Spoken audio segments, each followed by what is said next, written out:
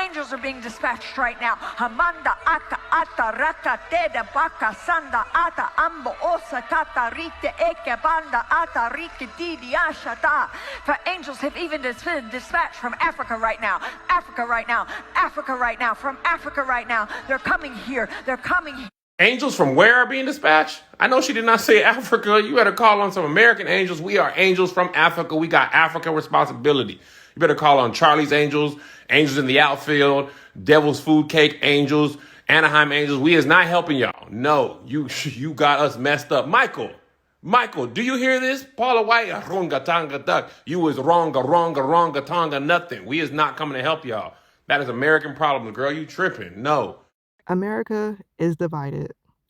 And like every good breakup story, you look back and the signs were always there. But I've always wanted a partner to be on the same wavelength. And so today I can't. I asked him about Black Lives Matter, and I'm no expert. But when I asked him about it, he was like, I guess I've never really thought too much about it. That affected me. I watched a sermon online. From his church? About, sexual identity. Okay. And it was traditional. I told that to Ben. And his thoughts on it. He doesn't really have much to say about it. And if you're not MAGA, you almost certainly have a story of realizing that someone around you was, and they were not just a little MAGA, but MAGA enough to warrant pulling away, or maybe even just unfollowing them on social media. This video is to speak for those of us who woke up and found ourselves in a sea of MAGA, aka those of us attending an evangelical church. I'm speaking as a person who was attending a church pretty much regularly in 2016 and had done so all my life. Circa 2003-2004, I was at a Paula White conference in my town. Yep, I sat through an entire 60 minutes of this woman preaching in the cadence of Africans of America.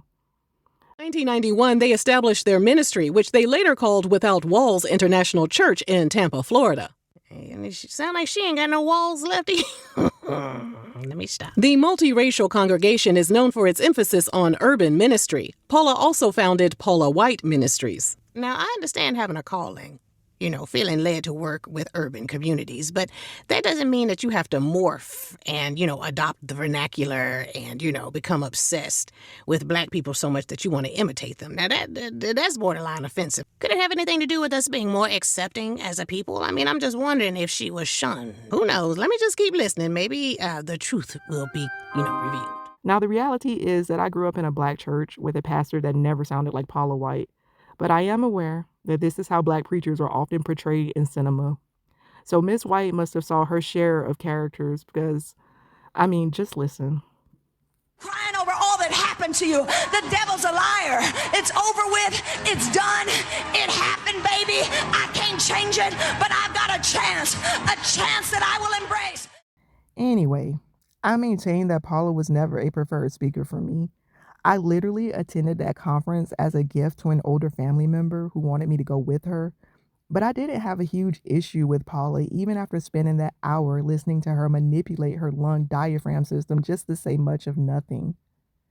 And I'm not just saying that in hindsight because the signs of insincerity were always there.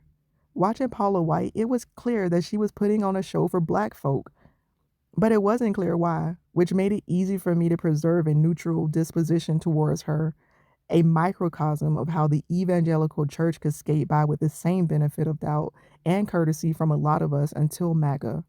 By 2009, when I was in medical school to become a physician and therefore matriculating with a small community of mostly atheists and agnostics, or people, if they did have a faith, did not wear it on their sleeves, finding myself a part of such a community who tended to be more left-leaning, I struggled to understand the mostly negative reaction to the self-proclaimed Christian like me who did in fact wear her religion on her sleeves.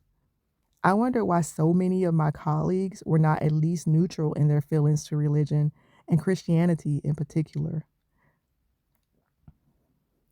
Then MAGA happened, and like the movie Sixth Sense, all the grotesque, macabre realities of evangelicals that I had lived with and were not exactly blind to But all those ghastly realities were amplified and increasingly displayed loudly and proudly by its members. As I look back, the signs had always been there. But the magnitude and depth of the greed, hypocrisy, bigotry, and racism of evangelicals had been too horrid for me to fully accept and appropriately credit to the evangelical movement. At the same time, me announcing my Christianity and inviting my new colleagues to church when I was in medical school meant them seeing me as a representation of the hypocrisy and abuse that they had already directly been harmed from, or that many of them had the ethics and sensitivity to despise to the extent that they could detect and foresee MAGA before MAGA fully manifested into the 2025 MAGA monster we are now all dealing with. Evangelicals once were a mask for what they proudly display nowadays, but I'm not suggesting that any of it was completely invisible to me. Being black in America does mean having a tolerance for a certain degree of racism, and I say this while fully acknowledging that racism is disgusting. Regardless, walking around with a zero tolerance for racism as a black person in America is unrealistic and would create a miserable existence even back before MAGA took over. That's why even the most liberal, leftist, white person was probably annoyed in the early 2020s by terms like microaggressions. It's not to say that those were not real, but who wants to constantly be reminded and checked for even a hint of failure to have completely arrived at the progression we should all hope to achieve one day? We should all hope to evolve into a person who affords everyone the opportunity and space to reveal who they are without unjustly confining them to a stereotype in our mind right from the start. None of us practices this with perfection, and that wasn't lost on me with the evangelicals. It was always arranged. When it came to race, there was the Strom Thurmond types who literally told my family not to ever come back when we visited a church in our new white neighborhood in the 90s, to the Paula White types who seemed comfortable with predominantly minority crowds and even tried to sound black. Still racist, by the way, but just not the Strom Thurmond type of racism. When it came to gay, trans, queer issues, there were the outright bigots, and then there were the hate the sin, not the sinner. Still deplorable dogma, just not as much as the preacher freely using the F slur. I'm using past tense because that range has significantly narrowed in present day. If the actual Strom Thurmond could resurrect, he would likely be invited to speak in most evangelical churches right now, and not just because of the resurrection thing. Evangelicals excuse and for many issues outright embrace racism, only tempering it now by labeling it in other ways, such as describing certain ethnicities as incompatible with American culture. And bullying the trans community is despicably lauded as heroic in a lot of evangelical churches. Of course, this is not true for all Christians or all churches. This is a good place to make clear the distinction I am making by using the term evangelical. I am literally speaking of MAGA churches that embrace nationalism and have always done so to some extent.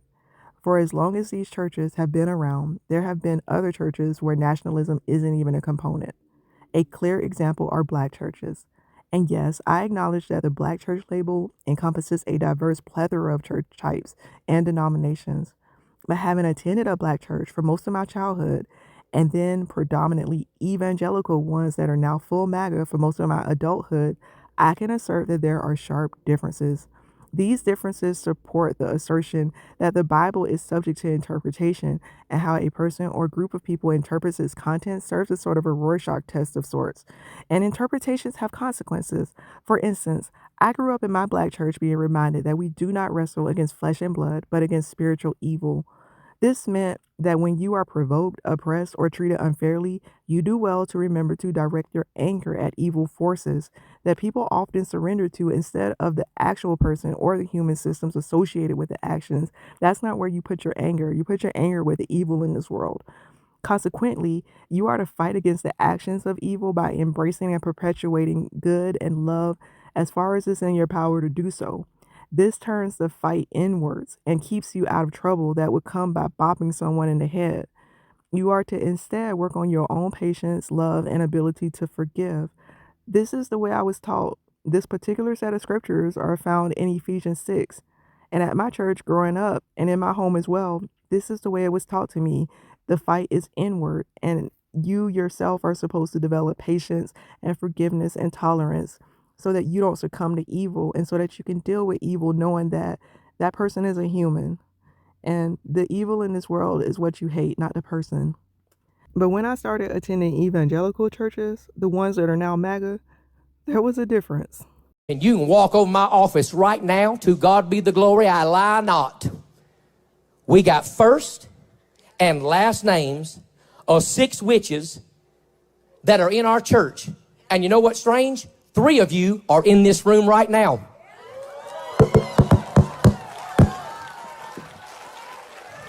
Three of you in the room right now. You better look in my eyeballs. We ain't afraid of you, you stinking witch. You devil worshiping Satanist witch. We cast you out in the name of Jesus Christ. We break your spells. We break your curse. We got your first name. We got your last name. We even got an address for one of you.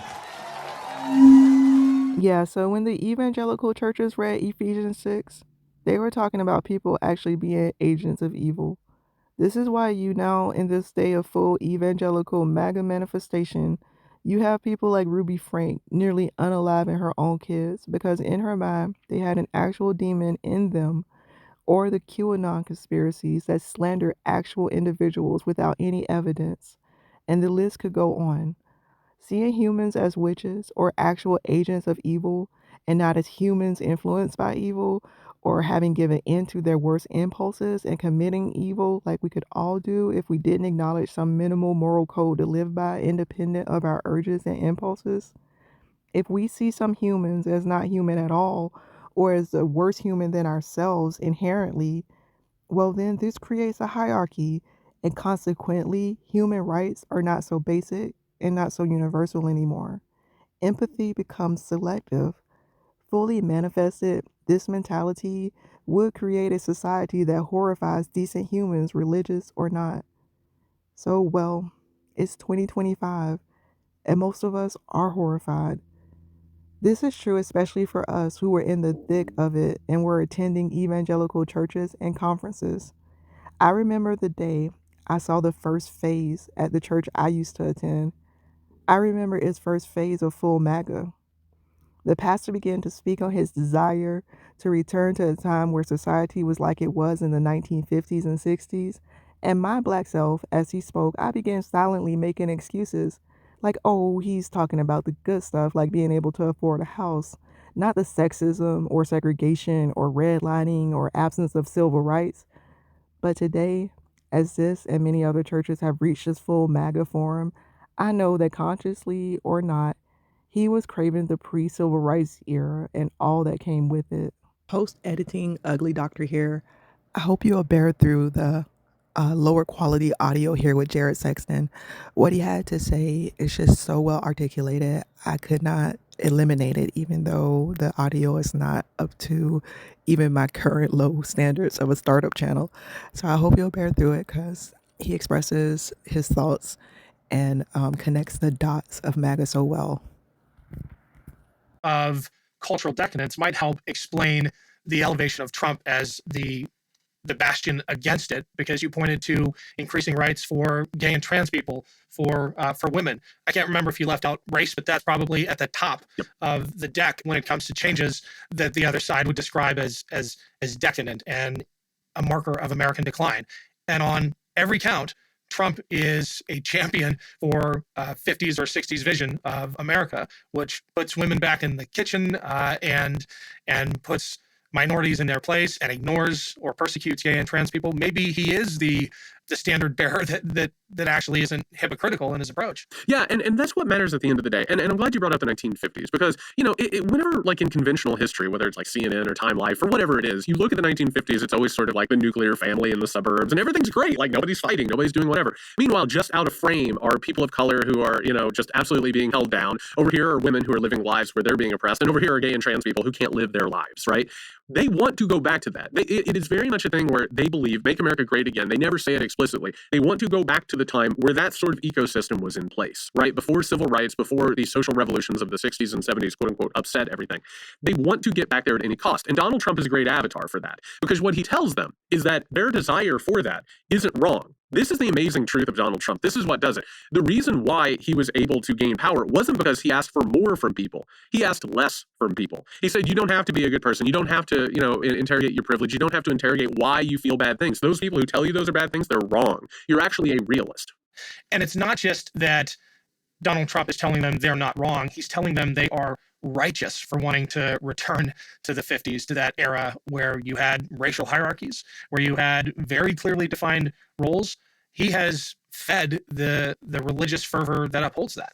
Yeah, and I'll tell you something that's really odd for me. I am surrounded by people, family, neighbors, people I love and care about, who just have absolutely gone down the MAGA rabbit hole. I've seen people that I love and care about just absolutely advocate some of the worst things imaginable. But I'll tell you something else. They did it before Trump. It was quieter. And they did it behind closed doors, and they did it with hushed tones. They didn't say it in public. They didn't rally around it. They didn't make it their political identity. What Trump did was he threw open that door. And not only did he make it acceptable for them to have a political identity to do this, he also, and this is a key thing a lot of people miss, he made it their consumer identity. He made it a thing where they could express their fantasy selves. This is why you go around all the time now and you see, grown-ass men wearing shirts that say, come and take my gun. Or you better be ready for a fight if you're coming for my gun. They've got it all over their trucks. They're big, giant trucks that they're buying to express their fantasy selves.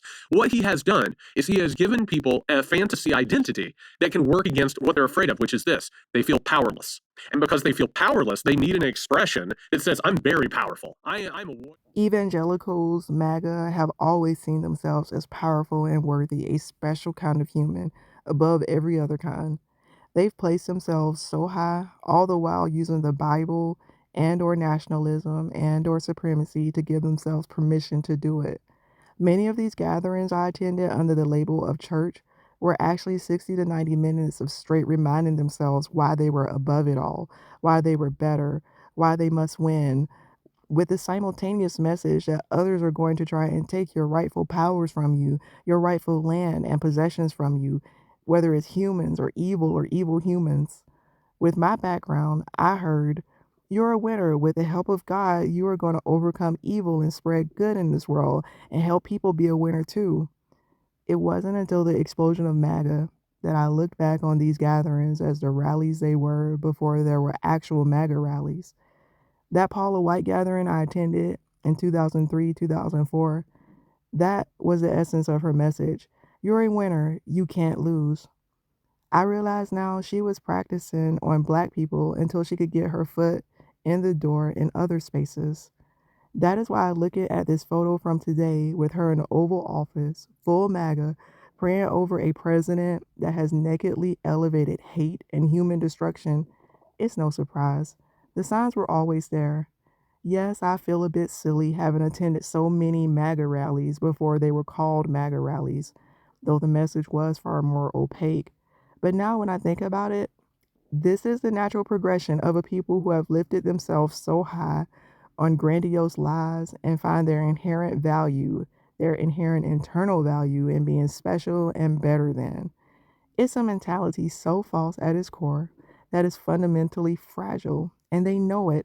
MAGA members have seen their own failure and the impending failure of their worldview with the progression attributable to science, reason, and diversity. And instead of changing so that we could all benefit and grow together, they have chosen to fund failure, justify failure, and fight for failure. Been imbued with a mythological energy. The idea that conservatives, right-wing people, and even some people who don't even realize it have sort of come to believe is that God or the universe has imbued America with the energy of all that is good. And as a result, anything that we do or whatever serves the purpose of whatever agenda, it's rationalized, right? We can hurt whoever we want. We can break whatever laws we want. We can do whatever we want. And it also, weirdly enough, for the individual, like a Christian nationalist or a right-wing extremist, it means that whatever they do is okay. They can hurt other people. They can legislate over other people's bodies. They can,